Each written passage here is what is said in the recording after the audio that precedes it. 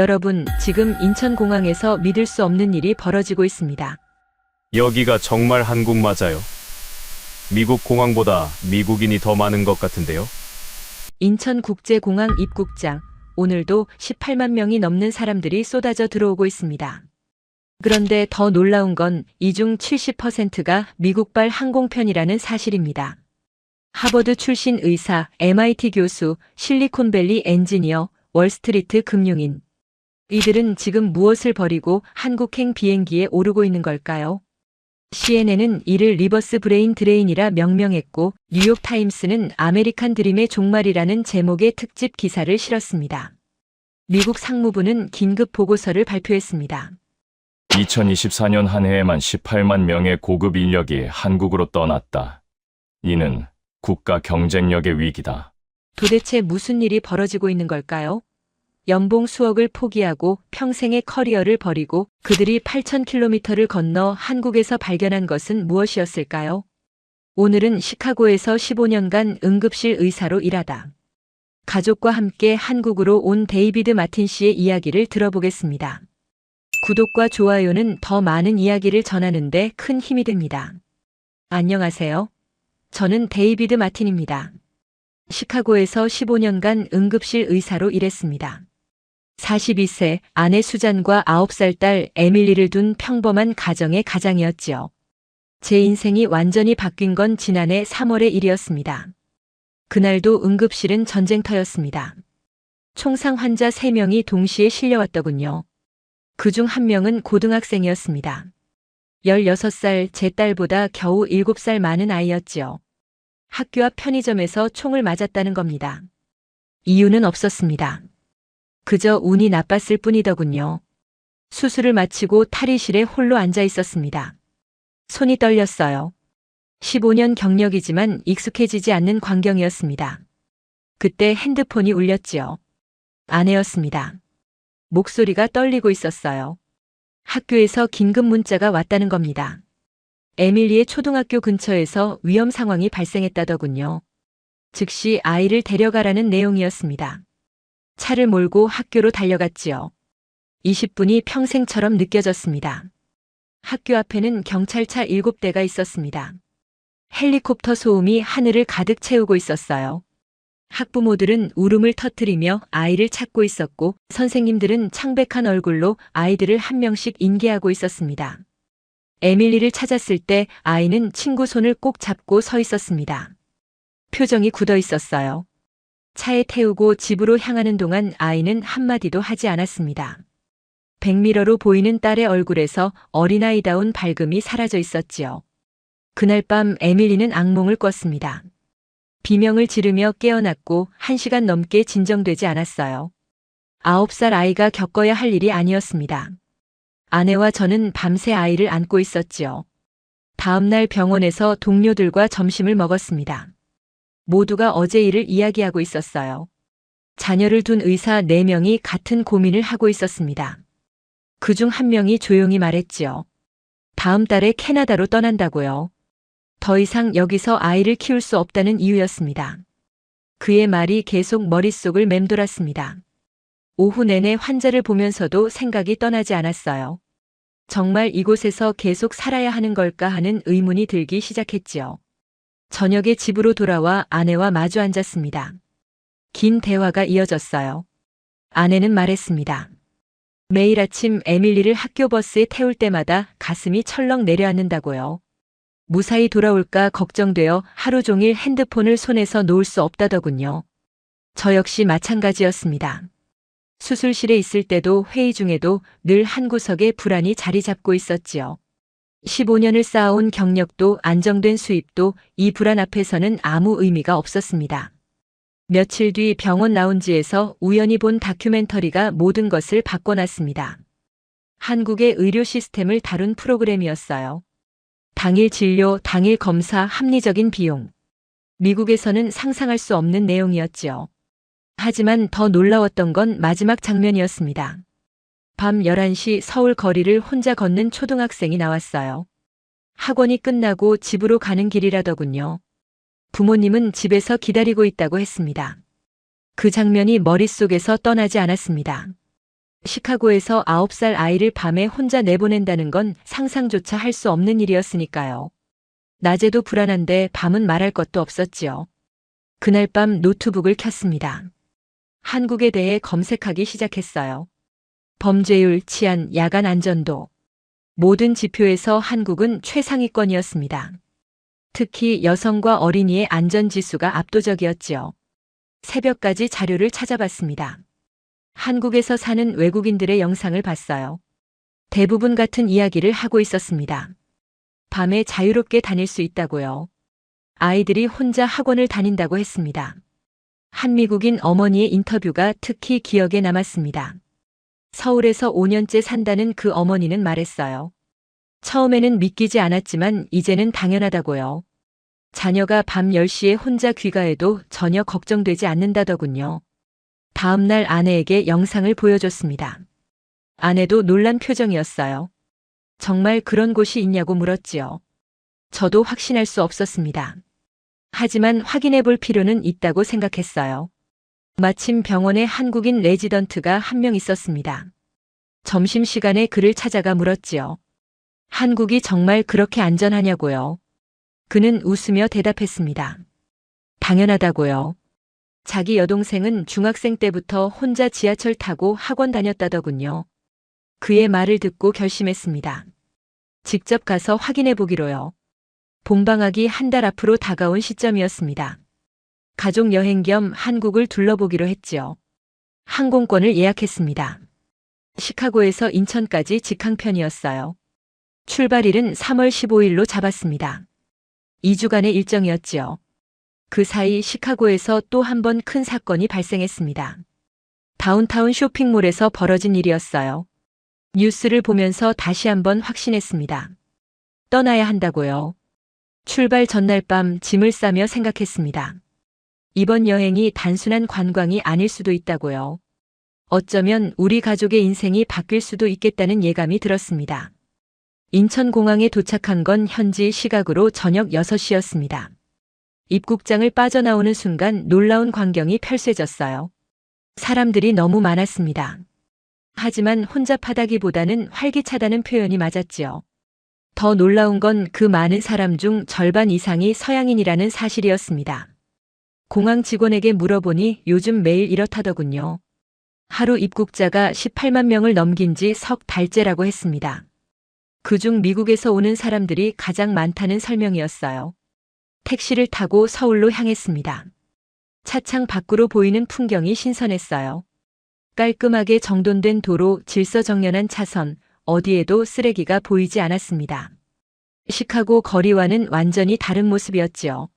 숙소는 강남 지역에 잡았습니다. 체크인을 마치고 짐을 풀었어요. 시간은 밤 8시가 넘었습니다. 에밀리가 배고프다고 했지요. 근처 식당을 찾아 나섰습니다. 밤 거리가 밝았습니다. 사람들이 자유롭게 걸어다니고 있었어요. 카페마다 불이 환하게 켜져 있었고 편의점 앞에서는 젊은이들이 음료수를 마시며 이야기를 나누고 있었습니다.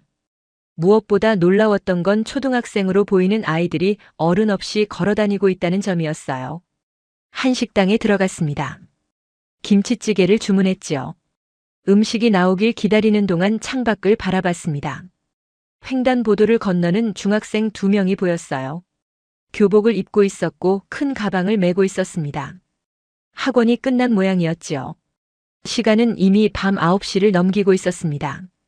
부모나 보호자는 보이지 않았어요. 둘이서 웃으며 이야기하고 있었습니다. 에밀리가 제 손을 잡으며 물었지요. 저 아이들은 왜 혼자 다니냐고요. 대답할 말이 없었습니다. 시카고에서라면 상상도 할 수 없는 장면이었으니까요. 아내도 놀란 표정으로 거리를 바라보고 있었습니다. 식사를 마치고 숙소로 돌아오는 길이었습니다. 밤 10시가 넘었는데도 거리는 여전히 활기찼어요. 편의점에 들렀습니다. 물을 사려고요. 계산대 앞에 고등학생으로 보이는 남학생이 라면을 사고 있었습니다. 혼자였어요. 계산을 마치고 밖으로 나왔습니다. 그 학생은 편의점 앞 테이블에 앉아 라면을 먹기 시작했지요. 태연한 표정이었습니다. 아무도 이상하게 여기지 않았어요. 숙소로 돌아와 창문을 열었습니다. 아래 거리가 한눈에 들어왔어요. 밤 11시가 가까운 시간이었지만 사람들은 여전히 걷고 있었습니다. 조깅하는 사람, 강아지를 산책시키는 사람, 편의점에서 나오는 직장인까지 다양했지요. 무엇보다 놀라웠던 건 경찰이 거의 보이지 않는다는 점이었습니다. 시카고 밤거리라면 경찰차가 곳곳에 있어야 했어요. 하지만 여기는 달랐습니다. 경찰 없이도 모든 게 평화로워 보였지요. 다음 날 아침 일찍 일어났습니다. 시차 적응이 안 된 탓이었어요. 창밖을 보니 새벽 6시인데도 거리에 사람들이 있었습니다. 운동하는 사람들이었지요. 조깅하는 사람, 자전거 타는 사람, 공원에서 체조하는 어르신들까지 보였습니다. 가족과 함께 근처 공원으로 산책을 나갔습니다. 한강공원이었어요. 규모가 어마어마했습니다. 자전거 도로, 조깅 트랙, 운동시설까지 완벽하게 갖춰져 있었지요. 공원 벤치에 앉아 주변을 관찰했습니다. 70대로 보이는 어르신들이 빠른 걸음으로 걷고 있었어요. 젊은 부부는 유모차를 밀며 산책하고 있었고 초등학생 아이들은 자전거를 타고 있었습니다. 모두가 자유로워 보였어요. 1시간쯤 공원에 머물렀습니다. 그 시간 동안 단 한 명의 경찰도 보지 못했지요. 필요가 없어 보였습니다. 모든 게 자연스럽게 돌아가고 있었으니까요. 숙소로 돌아와 아내와 진지한 대화를 나눴습니다. 단 하루를 보냈을 뿐인데 이미 느껴지는 게 있었어요. 여기는 달랐습니다. 공기 자체가 달랐지요. 긴장감이 없었습니다. 아내가 말했습니다. 어젯밤 에밀리를 재우고 나서 한참을 창밖을 봤다고요. 밤 12시가 넘었는데도 여성들이 혼자 걸어다니는 게 보였다더군요. 믿기지 않았다고 했습니다. 저도 같은 생각이었습니다. 시카고에서는 상상도 할 수 없는 풍경이었어요. 밤 12시에 여성이 혼자 길을 걷는다는 건 자살 행위나 다름없었으니까요. 그날 오후 명동으로 향했습니다. 가장 번화한 거리라고 들었어요. 지하철을 탔습니다. 놀라웠던 건 지하철 안의 분위기였지요. 깨끗했고 조용했으며 질서정연했습니다. 좌석에 앉았습니다. 맞은편에 고등학생으로 보이는 여학생이 혼자 앉아 있었어요. 이어폰을 끼고 핸드폰을 보고 있었습니다. 전혀 경계하는 기색이 없었지요. 명동에 도착했습니다. 사람들로 북적였어요. 하지만 위협적이지 않았습니다. 쇼핑하는 사람들, 음식을 파는 노점상, 사진 찍는 관광객들이 자연스럽게 섞여 있었지요. 저녁이 되어 식당에 들어갔습니다. 불고기를 주문했어요. 음식을 기다리는 동안 옆 테이블을 보게 됐습니다. 초등학생 남매와 부모님이 함께 식사하고 있었지요. 아이들의 표정이 밝았습니다. 웃으며 이야기하고 있었어요. 부모님의 얼굴에도 여유가 보였습니다. 긴장감이라곤 전혀 없었지요. 평범한 가족의 평범한 저녁 식사였습니다. 하지만 저에게는 평범하지 않았습니다. 시카고에서 외식할 때마다 느끼던 그 불안감이 전혀 없었으니까요. 여기서는 그저 음식을 즐기면 그만이었습니다. 식사를 마치고 밖으로 나왔습니다. 시간은 밤 10시를 넘기고 있었어요. 거리는 여전히 붐볐습니다. 아내가 제 팔을 잡으며 말했지요. 여기서 살고 싶다고요. 다음 날 아침 일정을 잡았습니다. 한국의 의료 시스템을 직접 확인해 보기로 했어요. 의사로서 가장 궁금한 부분이었지요. 숙소 근처에 있는 대형 병원을 찾아갔습니다. 병원 로비에 들어서자마자 놀랐습니다. 깨끗하고 현대적인 시설이었어요. 안내 데스크에 영어를 하는 직원이 있었습니다. 외국인 진료센터가 따로 있다더군요. 간단한 건강 검진을 받아보기로 했습니다. 접수를 마치고 대기실에 앉았어요. 주변을 둘러보니 외국인 환자들이 꽤 많았습니다. 서양인, 중동인, 동남아시아인까지 다양했지요. 대기 시간이 짧았습니다. 15분도 안 돼서 제 이름이 불렸어요. 진료실로 들어갔습니다.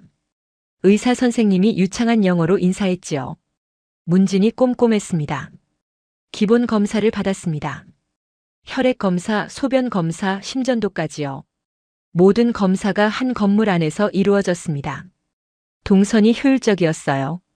시카고 병원에서는 건물을 여러 번 옮겨야 했는데 말이지요. 놀라웠던 건 검사 결과가 나오는 속도였습니다. 혈액 검사 결과가 2시간 만에 나왔어요. 시카고에서는 사흘은 걸렸던 검사였습니다. 의사 선생님이 결과를 보며 설명했지요. 모든 수치가 정상이라고 했습니다. 계산대로 갔습니다. 비용이 얼마나 나올지 걱정이었어요. 미국에서는 기본 검진만 해도 수백 달러가 나왔으니까요. 직원이 계산서를 내밀었습니다. 15만 원이었습니다. 미국 돈으로 환산하니 120달러 정도였어요. 시카고에서 같은 검사를 받으면 최소 500달러는 나왔을 겁니다. 3분의 1도 안 되는 비용이었지요. 병원을 나서며 생각했습니다. 의료 시스템만 놓고 봐도 한국이 월등했어요. 빠르고 저렴하며 효율적이었습니다. 15년간 미국 의료계에서 일했지만 이런 시스템은 처음 봤지요. 오후에는 에밀리의 학교를 알아보기로 했습니다. 국제학교 몇 곳을 방문 예약했어요. 첫 번째로 간 곳은 강남에 있는 학교였습니다. 학교 정문에 들어서자 넓은 운동장이 보였습니다. 아이들이 체육 수업을 하고 있었어요. 밝은 표정이었습니다. 선생님의 지도에 따라 즐겁게 뛰어놀고 있었지요. 교무실에서 담당 선생님을 만났습니다. 학교 시설을 안내받았어요. 도서관, 과학실, 음악실, 미술실까지 모든 게 최신 시설로 갖춰져 있었습니다. 시카고에 있던 에밀리 학교보다 훨씬 좋아 보였지요. 가장 인상 깊었던 건 보안 시스템이었습니다. 출입구마다 카드키가 있었고 CCTV도 곳곳에 설치되어 있었어요. 하지만 미국처럼 삼엄하지는 않았습니다. 자연스러웠지요. 선생님께 물었습니다. 혹시 비상대피 훈련을 하는지요? 선생님이 고개를 끄덕였습니다. 화재 대피 훈련과 지진 대피 훈련을 한다고 했어요. 하지만 총기 대피 훈련은 없다고 했습니다. 필요가 없다는 설명이었지요. 그 말을 듣는 순간 가슴이 뭉클했습니다. 에밀리가 시카고에서 받았던 그 끔찍한 훈련을 여기서는 받지 않아도 된다는 뜻이었으니까요. 학교를 나오며 아내와 대화를 나눴습니다. 학교 시설도 좋았지만 무엇보다 안전하다는 느낌이 들었어요. 선생님들의 표정도 여유로웠고 아이들도 자유로워 보였습니다. 저녁 무렵 다시 한강공원으로 갔습니다. 이번에는 자전거를 빌렸어요. 가족이 함께 한강변을 따라 천천히 달렸습니다. 해가 지고 있었지요. 자전거를 타며 주변을 관찰했습니다. 여성들이 혼자 조깅하고 있었어요. 어르신들은 벤치에 앉아 이야기를 나누고 있었고 아이들은 인라인 스케이트를 타고 있었습니다. 모두가 자유롭게 저녁 시간을 즐기고 있었지요. 해가 완전히 지자 공원의 조명이 켜졌습니다. 밝았어요. 어둡다는 느낌이 전혀 들지 않았습니다. 사람들은 여전히 공원을 즐기고 있었지요. 밤 9시가 넘어서 숙소로 돌아왔습니다. 에밀리가 물었어요. 계속 여기서 살면 안 되냐고요. 아이의 눈이 반짝이고 있었습니다. 시카고에서는 볼 수 없던 표정이었지요. 그날 밤 아내와 긴 대화를 나눴습니다. 이틀을 보냈을 뿐인데 이미 마음이 기울고 있었어요. 한국이 좋았습니다. 안전했고 효율적이었으며 무엇보다 평화로웠지요. 아내가 말했습니다. 이틀 동안 단 한 번도 불안을 느끼지 않았다고요. 에밀리를 혼자 편의점에 보내도 걱정되지 않을 것 같다더군요. 시카고에서는 상상도 못할 일이었습니다.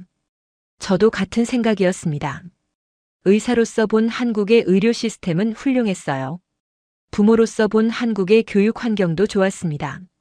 하지만 무엇보다 한 인간으로서 느낀 안전함이 가장 컸지요. 다음 날 아침 결심했습니다.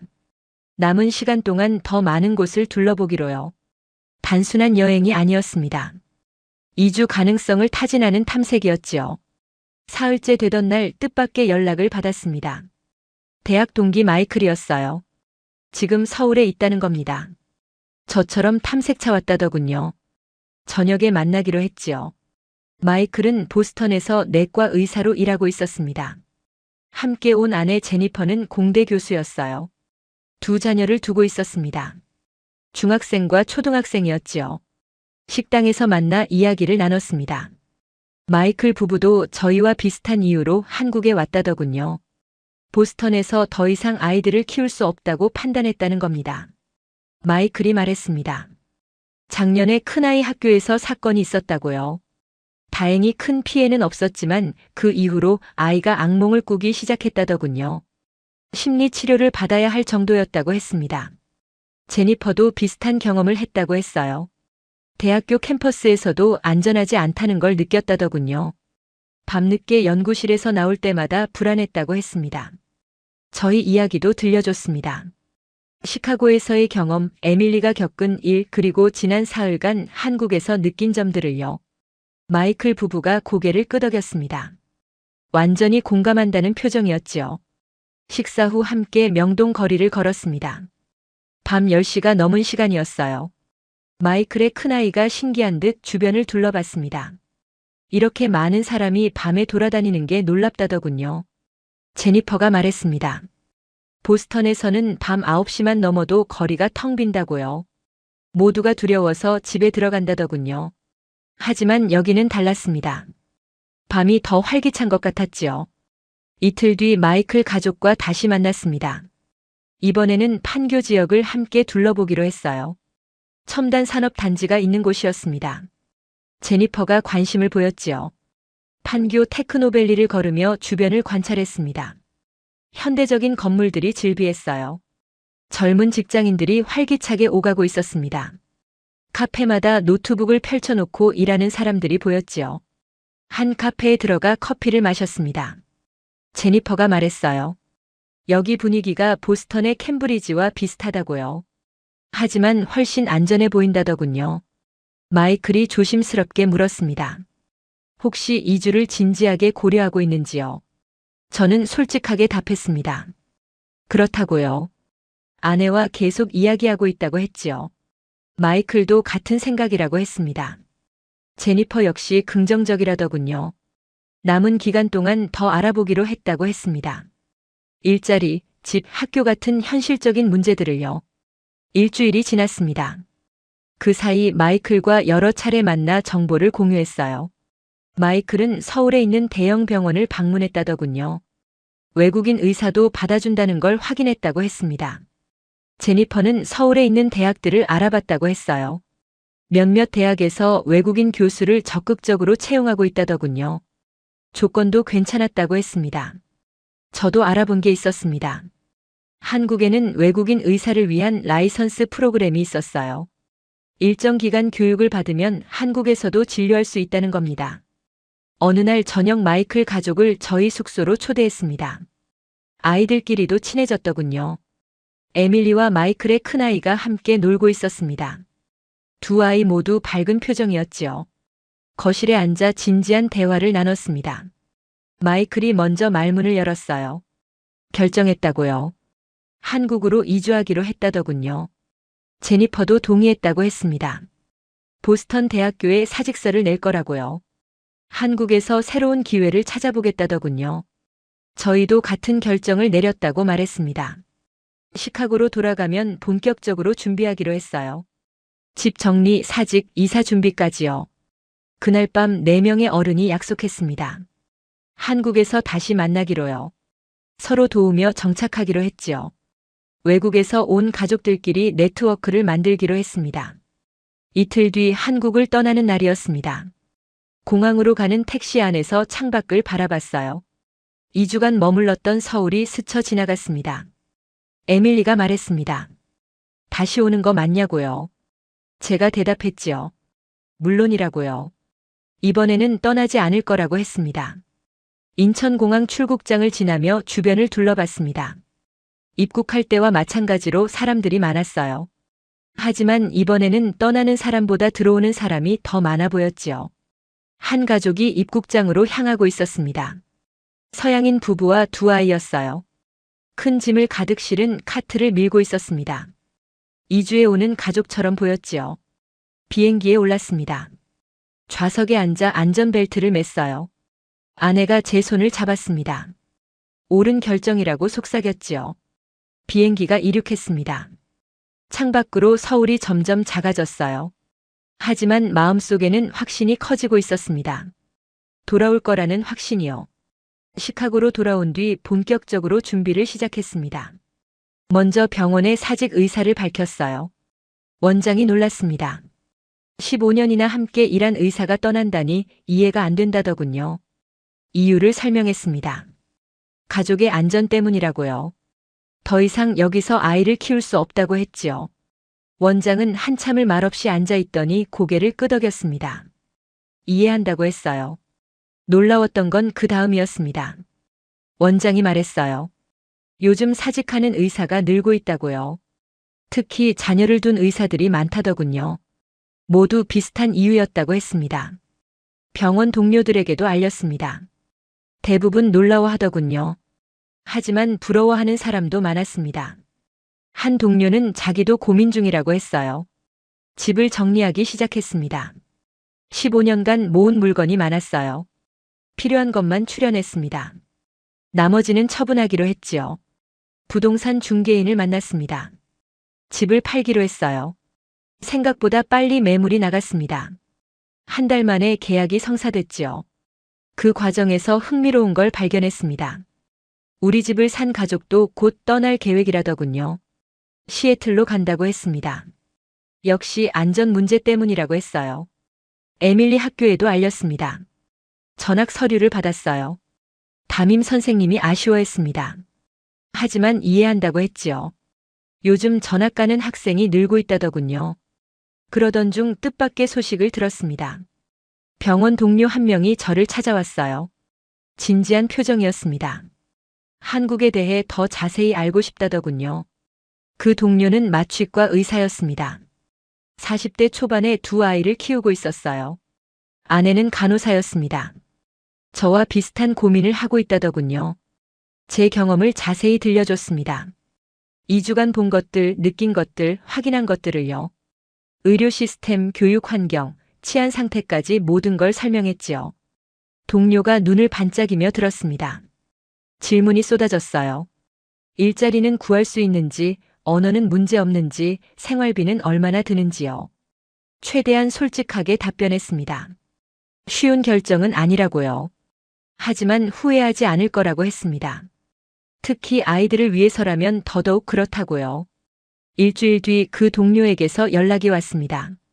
가족 회의를 했다는 겁니다. 한국행을 결정했다더군요. 다음 달에 탐색 여행을 떠난다고 했습니다.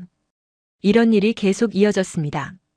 병원 동료 중 3명이 더 한국행을 고려하기 시작했어요. 모두 자녀를 둔 의사들이었습니다. 어느 날 놀라운 기사를 봤습니다.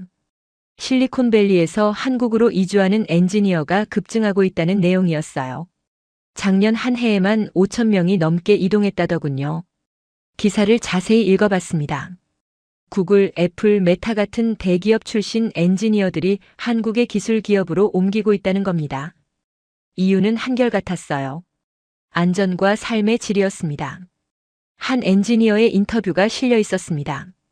샌프란시스코에서 연봉 35만 달러를 받았다더군요.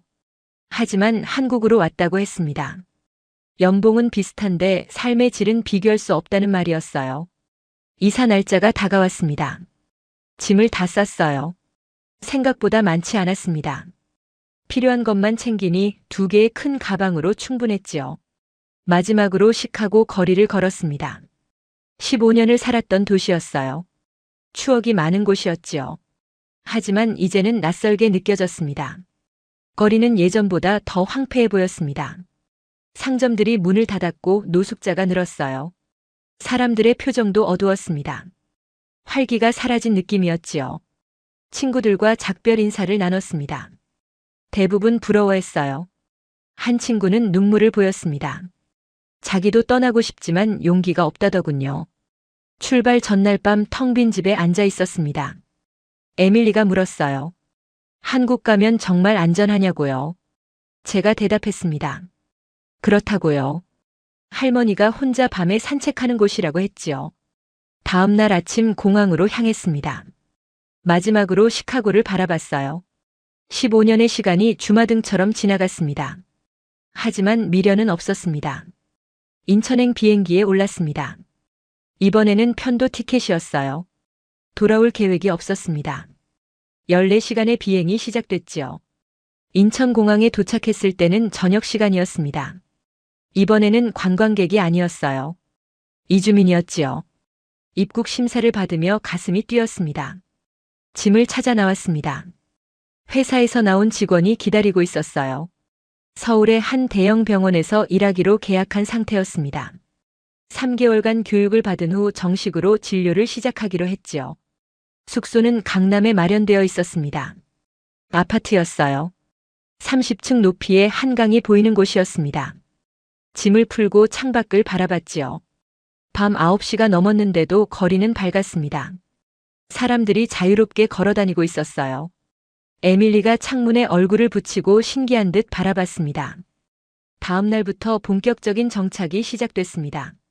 먼저 에밀리 학교 등록을 마쳤어요. 국제학교였습니다. 한국에 오기 전 미리 알아둔 곳이었지요. 학교 첫날 에밀리를 데려다 줬습니다. 아이가 불안해하지 않을까 걱정했어요. 하지만 에밀리는 괜찮아 보였습니다. 오히려 설레는 표정이었지요. 병원 오리엔테이션에 참석했습니다. 외국인 의사가 저 혼자만은 아니었어요. 미국, 캐나다, 호주에서 온 의사들이 모여 있었습니다. 그중 한 명과 대화를 나눴습니다. 뉴욕에서 왔다는 로버트였어요. 45세로 심장내과 전문의였습니다. 월스트리트 근처 병원에서 일하다 왔다더군요. 로버트가 말했습니다. 뉴욕에서 더 이상 버틸 수 없었다고요. 매일 출퇴근이 전쟁 같았다더군요. 지하철에서 폭행 사건을 목격한 게 결정적이었다고 했습니다.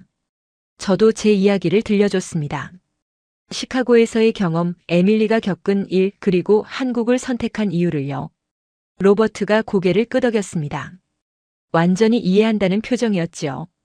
점심시간에 병원 식당에서 식사를 했습니다. 한식이 나왔어요.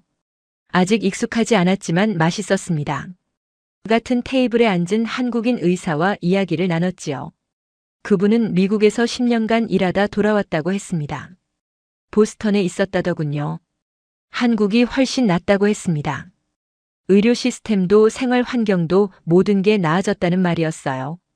교육기간이 시작됐습니다. 한국 의료 시스템을 배웠어요. 보험제도, 진료 프로세스, 전자차트 사용법까지 모든 게 새로웠습니다. 놀라웠던 건 효율성이었습니다.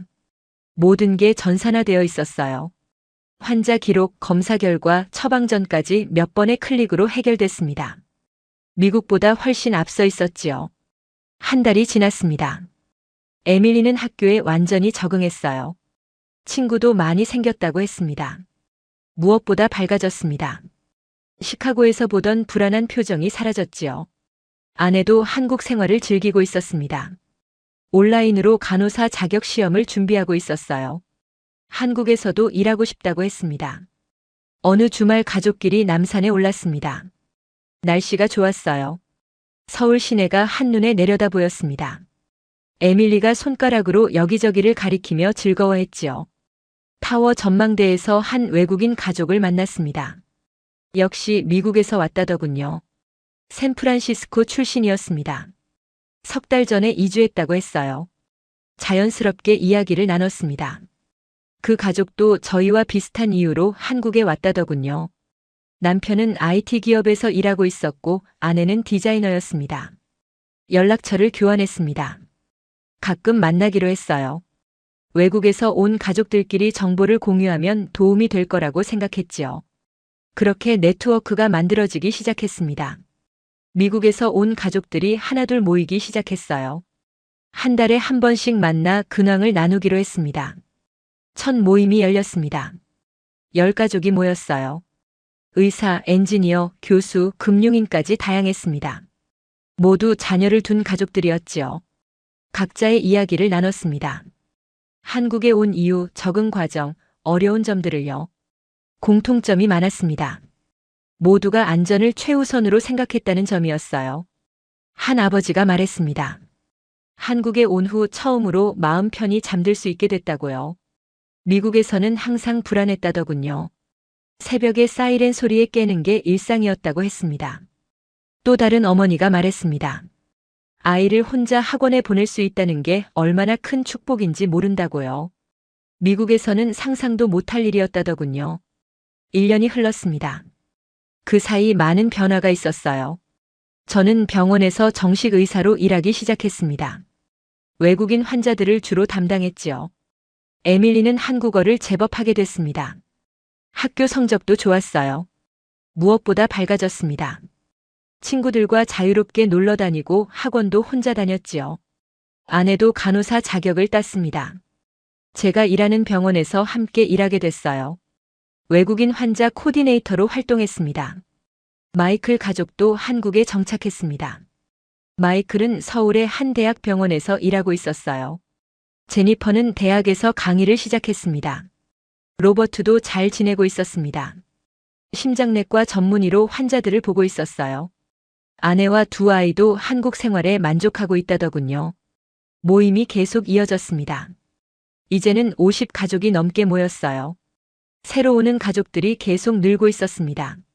한 달에 대여섯 가족씩 늘어났지요. 어느 날 모임에서 각자의 일년을 정리해보는 시간을 가졌습니다. 가장 큰 변화가 무엇인지 이야기를 나눴어요. 한 어머니가 말했습니다. 의료비가 90% 줄었다고요. 미국에서는 한 달에 $2,000씩 나갔던 가족 의료비가 여기서는 $200로 충분하다더군요. 다른 아버지가 말했습니다. 통근 시간이 절반으로 줄었다고요. 지하철이 정확하고 빠르다더군요. 차가 없어도 전혀 불편하지 않다고 했습니다. 한 부부가 말했습니다. 외식비가 3분의 1로 줄었다고요. 맛있는 음식을 저렴하게 먹을 수 있다더군요. 가족이 함께 외식하는 횟수가 늘었다고 했습니다. 하지만 무엇보다 큰 변화는 따로 있었습니다. 모두가 같은 말을 했어요. 불안이 사라졌다고요. 아이들을 밖에 내보낼 때 더 이상 걱정하지 않게 됐다더군요. 저도 같은 경험을 했습니다. 에밀리가 친구 집에 놀러 갈 때 예전처럼 불안하지 않았어요. 밤 9시에 학원에서 혼자 돌아와도 걱정되지 않았습니다. 아내도 변했습니다. 표정이 밝아졌어요. 미국에서는 항상 긴장하고 있었는데 여기서는 여유로워 보였습니다. 혼자 늦은 시간에 마트에 가는 것도 자연스러워졌지요. 에밀리가 가장 크게 변했습니다. 악몽을 꾸지 않게 됐어요. 밤에 깊이 잠들었습니다. 학교에서 받았던 그 끔찍한 훈련의 기억이 점점 희미해지는 것 같았지요. 어느 주말 한강공원에서 큰 모임을 가졌습니다. 미국에서 온 가족들이 60 가족 넘게 모였어요. 피크닉을 하며 정보를 나눴습니다. 새로 온 가족들이 질문을 쏟아냈습니다. 집은 어떻게 구하는지, 학교는 어디가 좋은지, 병원은 어떻게 이용하는지요. 먼저 정착한 가족들이 친절하게 답변했지요. 한 아버지가 말했습니다. 미국 뉴스를 보면 가슴이 아프다고요. 친구들이 여전히 불안 속에서 살고 있다더군요. 더 많은 사람에게 알려주고 싶다고 했습니다. 실제로 그런 일이 일어나고 있었습니다. 모임에 참석한 가족들이 미국에 있는 지인들에게 한국을 소개하고 있었어요. SNS에 일상을 올리면 반응이 뜨거웠다더군요. 저도 유튜브를 시작했습니다. 한국에서의 일상을 담았어요. 병원 생활, 에밀리 학교 이야기, 주말 나들이 같은 평범한 일상이었지요. 영상이 예상외로 큰 반응을 얻었습니다. 조회수가 수십만을 넘었어요. 댓글이 쏟아졌습니다. 대부분 부러워하거나 질문하는 내용이었지요. 한 댓글이 특히 기억에 남았습니다. 로스앤젤레스에서 사는 의사라고 밝힌 사람이었어요. 매일 총상 환자를 보며 지쳐간다더군요. 한국 이주를 진지하게 고민 중이라고 했습니다. 그에게 답글을 남겼습니다. 후회하지 않을 거라고요. 특히 가족이 있다면 더더욱 그렇다고 했지요. 며칠 뒤 그에게서 개인 메시지가 왔습니다. 구체적으로 상담하고 싶다는 내용이었어요. 화상통화로 2시간 넘게 이야기를 나눴습니다. 제 경험을 자세히 들려줬어요. 그가 묻는 모든 질문에 솔직하게 답변했습니다. 한 달 뒤 그 의사가 한국에 왔다는 연락을 받았습니다. 탐색 여행 차 왔다더군요.